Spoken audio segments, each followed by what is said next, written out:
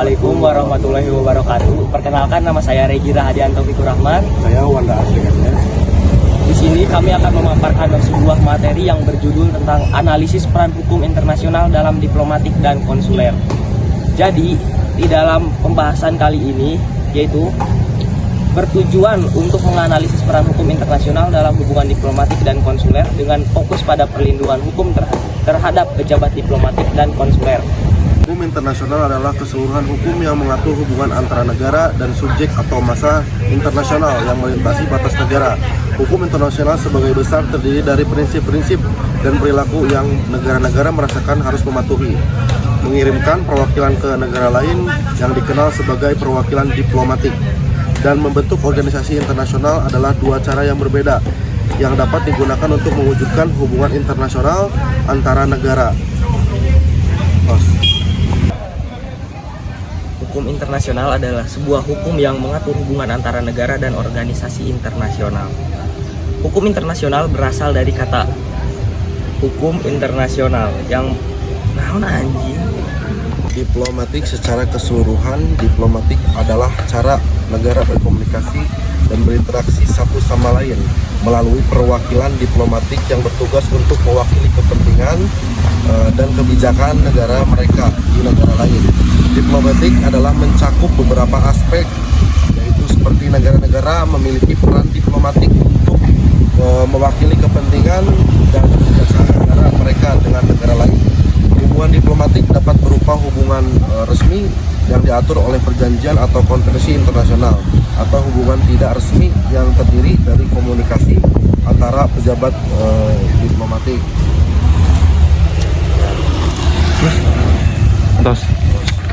Hukum internasional adalah sebuah hukum yang mengatur aktivitas entitas berskala internasional. Jadi, hukum internasional hanya diartikan sebagai perilaku dan hubungan antar negara. Pengertian ini kemudian menjadi lebih luas dan mencakup perilaku dan struktur organisasi internasional.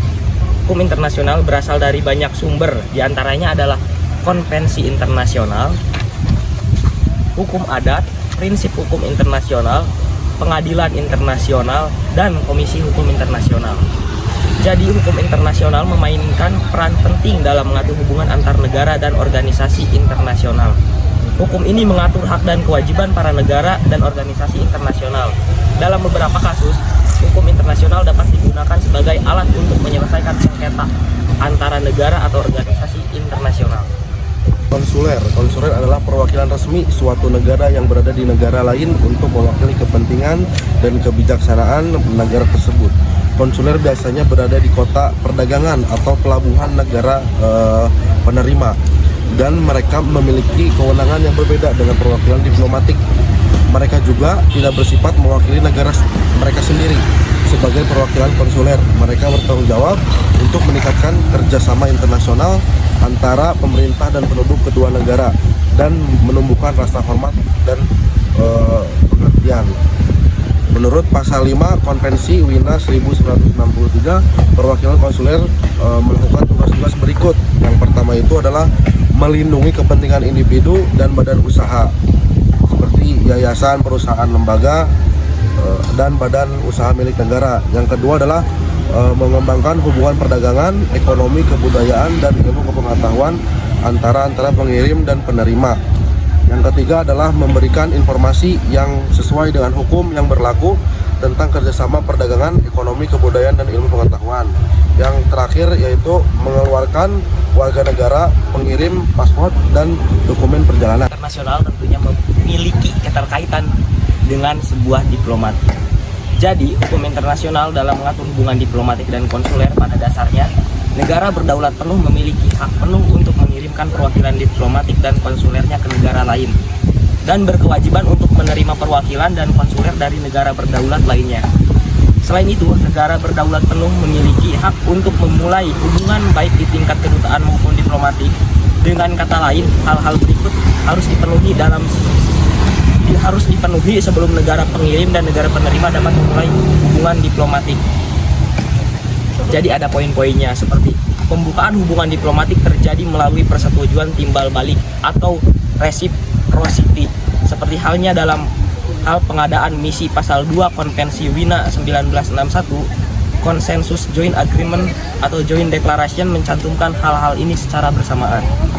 Poin kedua, selain mengikuti ketentuan Konvensi Wina 1961 dan 1963, hubungan diplomatik dan konsuler harus didasarkan pada prinsip-prinsip hukum internasional yang berlaku seperti prinsip resiprositas dan kebiasaan internasional. Salah satu tugas dan tujuan diplomatik adalah untuk membangun hubungan yang saling menguntungkan antara negara pengirim dan negara penerima, terutama untuk menjaga dan meningkatkan persahabatan antar kedua negara. Duta besar biasanya diangkat atas nama kepala negara. Menteri Luar Negeri biasanya mengusulkan calon duta besar kepada kepala negara untuk mendapatkan persetujuan. Ayat 2 Amandemen pertama Undang-Undang Dasar 1945 menyatakan, dalam hal mengangkat duta, Presiden memperhatikan pertimbangan Dewan Perwakilan Rakyat. Selanjutnya, sesuai dengan pasal 4 Konvensi Wina 1961 tentang hubungan diplomatik, namanya segera diajukan kepada pemerintah negara penerima melalui kepemerintahan. Perjanjian dengan pemerintah negara penerima dilakukan secara rahasia mengingat kemungkinan calon yang diajukan ditolak. Perwakilan diplomatik juga dapat melakukan tugas dan fungsi konsuler seperti mencatat kelahiran, perkawinan, perceraian, dan kematian, serta masalah waris dari warga negara penerima. Namun dalam kenyataannya, tugas yang disebutkan di atas berlaku jika perwakilan diplomatik tersebut tidak memiliki perwakilan konsuler. Untuk memudahkan pemahaman generasi muda, penulis menguraikan tugas dan fungsi perwakilan diplomatik tetap yang ditetapkan dalam Konvensi Wina 1961. Jadi ada beberapa poin di sini, yaitu menurut pasal 3 ayat 1 Konvensi Wina 1961, fungsi perwakilan diplomatik adalah mewakili negara pengirim di negara penerima. Tugas dan fungsi perwakilan diplomatik termasuk melindungi kepentingan negara pengirim di negara penerima dalam batas-batas yang diperkenankan oleh hukum internasional. Menurut pasal 3 ayat 1 sub B, perwakilan diplomatik bertanggung jawab untuk melindungi kepentingan negara pengirim dan warga negaranya dalam wilayah di mana mereka diakreditasi dalam batas-batas yang diizinkan oleh hukum internasional. Negara yang belum merdeka dan belum berdaulat penuh juga diizinkan untuk berpartisipasi dalam perundingan. Oleh karena itu, dapat disimpulkan bahwa perundingan atau pertukaran pendapat antar negara yang berbeda dengan negara lain sangat berkaitan dengan kepentingan bersama negara-negara tersebut. Konvensi Wina menetapkan bahwa perwakilan diplomatik harus membuat dan melaporkan tentang keadaan di negara penerima. Meningkatkan hubungan persahabatan dan persahabatan antar negara, Konvensi Wina menetapkan bahwa meningkatkan persahabatan antar negara penerima dan negara pengirim dan mengembangkan hukum dalam bidang ekonomi, kebudayaan, dan ilmu pengetahuan adalah tugas diplomatik yang sangat penting. Tentang kapan fungsi perwakilan diplomatik dimulai, pertama dilihat dari ketentuan Konvensi Wina. Pasal 13 Konvensi Wina 1961 menyatakan bahwa kepala misi diplomatik dianggap memulai tugasnya di negara pertama saat wakil penyerahan surat kepercayaan dan surat kepercayaan dan menyerahkan salinan asli dari surat kepercayaan atau surat kepercayaan Menteri Luar Negeri, negara penerima atau Menteri Negara. Namun urutan penyerahan salinan asli atau surat kepercayaan ditentukan selanjutnya tentang kapan fungsi perwakilan diplomatik dimulai. Pertama-tama dilihat dari ketentuan Konvensi Wina. Pasal 13 Konvensi Wina 1961 menyatakan bahwa kepala misi diplomatik dianggap memulai tugasnya di negara penerima saat wakil penyerahkan surat kepercayaan atau surat kepercayaan dan menyerahkan salinan asli dari surat kepercayaan atau surat kepercayaan kepada Menteri Luar Negeri dengan penerima atau Menteri Negara. Namun urutan penyerahan salinan asli atau surat kepercayaan ditentukan oleh hari dan jam kedatangan kepala perwakilan. Kemudian tentang waktu akhir misi diplomatik sebagai besar tugas seorang duta. Kemudian tentang akhir misi diplomatik sebagai besar tugas seorang duta dibesarkan berakhir ketika masa jabatan mereka habis. Selain itu, tentang waktu akhir misi diplomatik sebagai besar tugas seorang duta dibesarkan berakhir ketika masa jabatan mereka habis. Selain itu, tugas itu dapat berakhir karena ditarik kembali rekal oleh pemerintah negara pengirimnya atau karena tidak disenangi lagi persona non grata. Akibatnya fungsi wakil diplomatik itu berakhir. Jika terjadi perang antara negara pengirim dan penerima tugas diplomat juga akan terhenti dan nasib diplomat dan keluarganya dikembalikan ke negara pengirim. Jika raja atau ratu negara pengirim atau penerima wafat atau turun tahta, tugas wakil diplomatik juga dapat terhenti. Melalui Konvensi Wina 1961 dan 63, hukum internasional mengatur hubungan diplomatik dan konsuler antar negara. Prinsip hukum internasional adalah sebuah kebiasaan internasional harus menjadi dasar untuk menilai hubungan diplomatik dan konsuler. Perwakilan diplomatik melakukan tugas dan fungsi seperti mewakili negara pengirim, melindungi kepentingan negara pengirim dan meningkatkan hubungan persahabatan antar negara. Di tingkat internasional, pejabat diplomatik dan konsuler serta gedung perwakilannya dilindungi oleh hukum internasional. Hak untuk bebas dari yurisdiksi negara penerima dalam hal masalah kriminal adalah bagian dari hak kekebalan yurisdiksional pejabat diplomatik. Melindungi tenaga kerja Indonesia, pejabat diplomatik dan konsuler.